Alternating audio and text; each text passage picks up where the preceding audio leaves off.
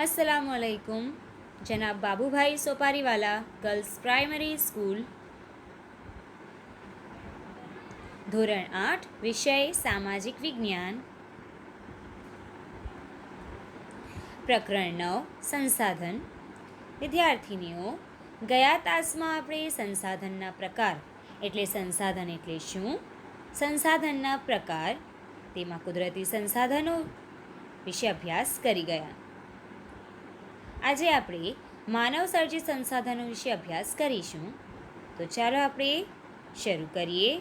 અને માનવ સર્જિત સંસાધનની સાથે સાથે આપણે ભૂમિ અને જળ વિશે પણ અભ્યાસ કરીશું. તો ચાલો આપણે જોઈએ. સૌપ્રથમ આપણે જોઈએ તો માનવ સર્જિત સંસાધનો. કોઈપણ કુદરતી તત્વોને માનવ પ્રયત્ન દ્વારા પ્રક્રિયા કરીને, વિદ્યાર્થીનીઓ ધ્યાનથી સાંભળજો, કોઈપણ કુદરતી તત્વોને, કુદરતી વસ્તુને માનવ પ્રયત્ન દ્વારા પ્રક્રિયા કરીને, માનવીય દ્વારા પ્રક્રિયા કરીને તેના ગુણધર્મોમાં ફેરફાર કરી ઉપયોગમાં લેવા યોગ્ય બનાવાય. તેના ગુણધર્મોમાં ફેરફાર કરીને ઉપયોગમાં લેવા યોગ્ય બનાવાય તેને માનવ સર્જિત કે માનવ નિર્મિત સંસાધન કહેવામાં આવે છે. ફરીથી, કોઈપણ કુદરતી તત્વને, કોઈપણ કુદરતી વસ્તુ હોય તેના પર માનવ પ્રયત્ન દ્વારા તેના ગુણધર્મોમાં ફેરફાર કરીને ઉપયોગમાં લેવામાં આવે તો તેને માનવ સર્જિત કે માનવ નિર્મિત સંસાધન કહેવામાં આવે છે. કુદરતી રીતે મળી આવતા ચૂનો, ચિરોડી વગેરે જેવા તત્વો પર યોગ્ય પ્રક્રિયા કરી સિમેન્ટ બનાવાય છે. કુદરતી રીતે આપણને શું મળી આવે છે? ચૂનો અથવા ચિરોડી. તેના પર પ્રક્રિયા કરીને શું બનાવવામાં આવે છે? સિમેન્ટ બનાવવામાં આવે છે. બરાબર ને? માનવીય પ્રયત્ન દ્વારા તેમાંથી સિમેન્ટ બનાવાય છે ત્યારે તે માનવ સર્જિત સંસાધન કહેવાય છે. આ સિવાય તેના અન્ય ઉદાહરણો જેવા કે વિદ્યુત, મકાનો, સડક, પુલો, બોગદા, ટેકનોલોજી વગેરે માનવ સર્જિત એટલે માનવ નિર્મિત સંસાધનોના ઉદાહરણ છે. કયા કયા ઉદાહરણ છે માનવ સર્જિત સંસાધનોના? તો આપણે જોઈએ પુલો, વિદ્યુત, મકાન, સડક અને બીજું ટેકનોલોજી. આ માનવ સર્જિત સંસાધનો છે વિદ્યાર્થીનીઓ. બરાબર છે? હવે આપણે આગળ જોઈએ. પોતાની જરૂરિયાતોને સંતોષવા માનવી પૃથ્વી સપાટીને પણ આવશ્યકતા મુજબ બદલી ઉપયોગમાં લે છે. માનવી પોતાની જરૂરિયાતોને સંતોષવા માટે પૃથ્વીની સપાટીને પણ આવશ્યકતા મુજબ બદલીને શું કરે છે? ઉપયોગમાં લે છે. ખેતીના વિકાસ માટે પર્વતીય ઢોળાવ ઉપર પગથિયા આકારના ખેતરો અને નદીઓના ખીણ વિસ્તારોમાં બહુહેતુક યોજનાઓ બનાવે છે. શું કરે છે? ખેતીના વિકાસ માટે પર્વતીય ઢોળાવ ઉપર પગથિયા આકારના ખેતરો, પર્વતીય ઢોળાવની ઉપર પગથિયા આકારના ખેતરો બનાવે છે અને નદીઓના ખીણ વિસ્તારમાં બહુહેતુક યોજના બનાવે છે. આમ માનવ સંસાધનોની યાદી ઘણી લાંબી છે. હવે આપણે જોઈએ બીજો મુદ્દો, માનવ સંસાધન. જગતમાં સંસ્કૃતિનું નિર્માણ કરનાર માનવ પોતે જ એક અશક્ત સંસાધન છે. બરાબર છે? જગતમાં સંસ્કૃતિનું નિર્માણ કરનાર માનવી પોતે જ પણ એક અશક્ત સંસાધન છે, જે કુદરતના વિવિધ તત્વોને પોતાના જ્ઞાન અને આવડત થકી સંસાધનના સ્વરૂપે વાપરે છે. તે કુદરતના વિવિધ તત્વોને પોતાના જ્ઞાન અને આવડત થકી સંસાધનના સ્વરૂપે વાપરતા હોય છે. તે સંસાધનોને બનાવનાર અને વપરાશ કરનાર બંને છે. તે સંસાધનોને બનાવનાર પણ છે અને તેનો વપરાશ કરનાર પણ છે. કોણ વિદ્યાર્થીનીઓ? માનવી. બરાબર છે? આ પ્રક્રિયામાં માનવ પોતાની ભૌતિક ક્ષમતા મુજબ કુદરત દ્વારા પ્રાપ્ત તત્વોમાંથી ઉત્તમ તત્વો પોતે પસંદ કરે છે. આપણે કુદરતી સંપત્તિનો મહત્તમ ઉપયોગ ત્યારે જ કરી શકીએ જ્યારે આપણી પાસે તે માટેના કૌશલ્ય, આવડત, જાણકારી કે ટેકનોલોજી હોય. આપણે આપણી કુદરતી સંપત્તિનો ઉપયોગ ક્યારે કરી શકીએ?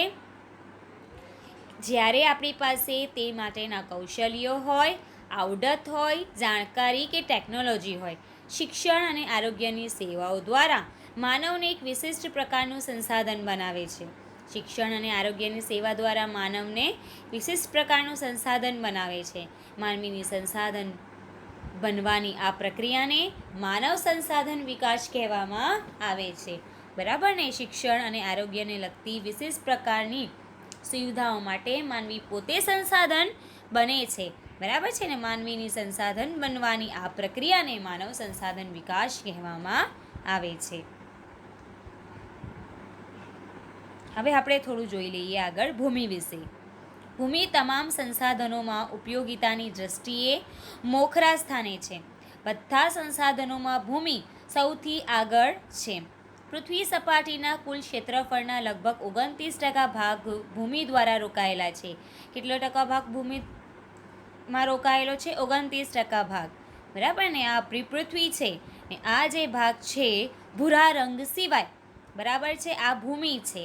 તો પૃથ્વી સપાટીના કુલ ક્ષેત્રફળના લગભગ 29% ભાગ ભૂમિ દ્વારા રોકાયેલો છે. સમગ્ર પૃથ્વીના ક્ષેત્રફળની તુલનામાં આ પ્રમાણ અલ્પ લાગે છે, પણ આ પૈકી કેટલોક ભાગ માનવ વસવાટની દૃષ્ટિએ અનુકૂળ નથી. દુનિયામાં ભૂમિ અને આબોહવાના વૈવિધ્યને કારણે જ વસ્તી ગીચતા પર અસર પડે છે. દુનિયામાં ભૂમિ અને આબોહવાના વૈવિધ્યતાને કારણે વસ્તી ગીચતા પર અસર પડે છે. આબોહવામાં વિવિધતા હોય, ભૂમિમાં વિવિધતા હોય તો વસ્તી ગીચતા પર અસર પડે છે. જે પ્રદેશો માનવ વસવાટ માટે યોગ્ય છે ત્યાં વસ્તી ગીચતા વધારે જોવા મળે છે.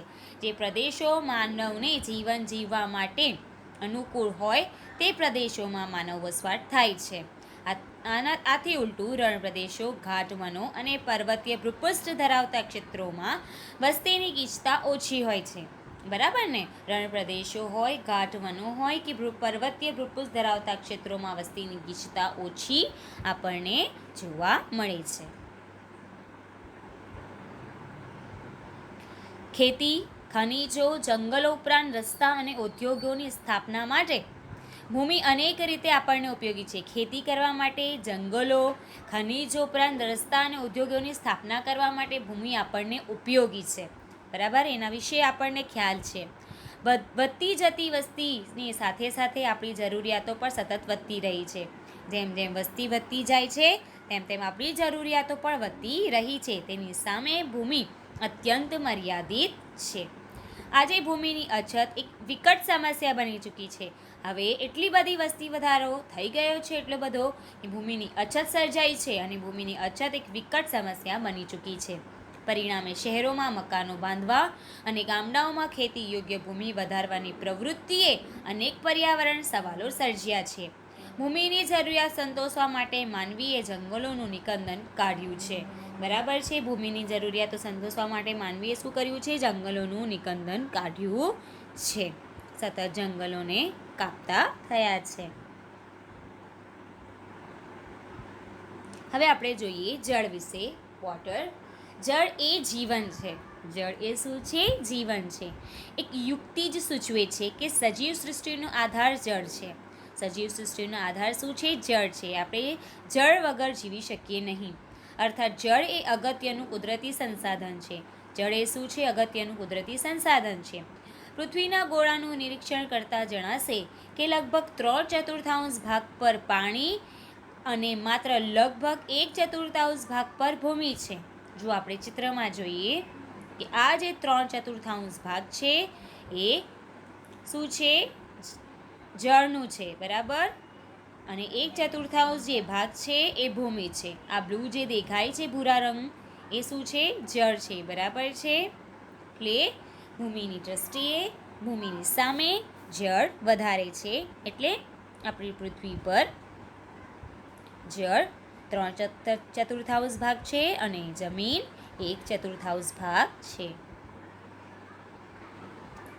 એક રીતે જોઈએ તો જળ જથ્થો ઘણો વધારે છે, પણ સમુદ્ર અને મહાસાગરોમાં રહેલું પાણી ખારું છે. આપણે એમ તો જોઈએ તો જળ વધારે દેખાય છે આપણા પૃથ્વી પર, બરાબર ને? પરંતુ સમુદ્ર અને મહાસાગરોમાં રહેલું પાણી કેવું હોય છે? ખારું હોય છે. જ્યારે ઉપયોગી એવા મીઠા પાણીનો જથ્થો માત્ર 2.7% જેવો નજીવો છે. ને આપણે માનવી ઉપયોગમાં જે લઈ શકીએ મીઠા પાણી નો જથ્થો માત્ર કેટલા ટકા છે? 2.7% છે. વળી આ જથ્થામાંથી મોટો ભાગ ઊંચા પર્વત શિખરો, હિમનદીઓ, એન્ટાર્કટિક અને આર્કટિક બરફ રૂપે છે. વળી આ જથ્થામાંથી મોટો ભાગ ઊંચા પર્વત શિખરો, હિમનદીઓમાં છે, એન્ટાર્કટિકા અને આર્કટિકમાં બરફ રૂપે છે. તેમાંથી આપણી પાસે માત્ર 1% જેટલો અલ્પ મીઠા પાણીનો જથ્થો છે. આપણી પાસે કેટલા ટકા પાણીનો જથ્થો છે? 1%. ભૂમિગત જળ નદી, સરોવર કે ઝરણા રૂપે ઉપલબ્ધ છે. એ કઈ વસ્તુઓમાં ઉપલબ્ધ છે? કે ભૂમિગત જળ નદી, સરોવર અને ઝરણા રૂપે ઉપલબ્ધ છે. આ જથ્થો આપણી જરૂરિયાતો જેવી કે ખેતી માટે સિંચાઈ, પીવા, વાપરવા અને ઉદ્યોગો માટે વપરાશ છે. વપરાય છે. આ જથ્થો આપણી જરૂરિયાતો સંતોષવા માટે આપણે શું કરીએ છીએ? સિંચાઈ, પાણી, પીવા માટેનું પાણી, વાપરવા માટેનું પાણી, ઉદ્યોગો માટે વપરાય છે. નદીઓ પર બંધ બાંધી જળ વિદ્યુત પેદા કરી શકાય છે. આજે દુનિયાના વિવિધ ભાગોમાં, દક્ષિણ અમેરિકા, આફ્રિકાના મોટા ભાગના પ્રદેશો, મધ્ય પૂર્વ એશિયા, ઓસ્ટ્રેલિયા સહિત વગેરે પ્રદેશોમાં પીવાના પાણીની ભારે તંગી વર્તાઈ રહી છે. બરાબર? ફરીથી સાંભળજો વિદ્યાર્થીનીઓ કે આજે દુનિયાના વિવિધ ભાગોમાં, કયા ભાગોમાં? દક્ષિણ અમેરિકા, આફ્રિકાના મોટા ભાગના પ્રદેશો, મધ્ય પૂર્વ એશિયા, ઓસ્ટ્રેલિયા સહિત વગેરે પ્રદેશોમાં પીવાના પાણીની ભારે તંગી વર્તાઈ છે. ભારતમાં ગુજરાતના સૌરાષ્ટ્ર, કચ્છ, ઉત્તર ગુજરાત તથા રાજસ્થાનમાં જેસલમેર અને બાડમેર જિલ્લા, દખ્ખણના ઉચ્ચ પ્રદેશનો મધ્ય ભાગ વગેરે ક્ષેત્રો ઉનાળામાં પીવાના પાણીની તીવ્ર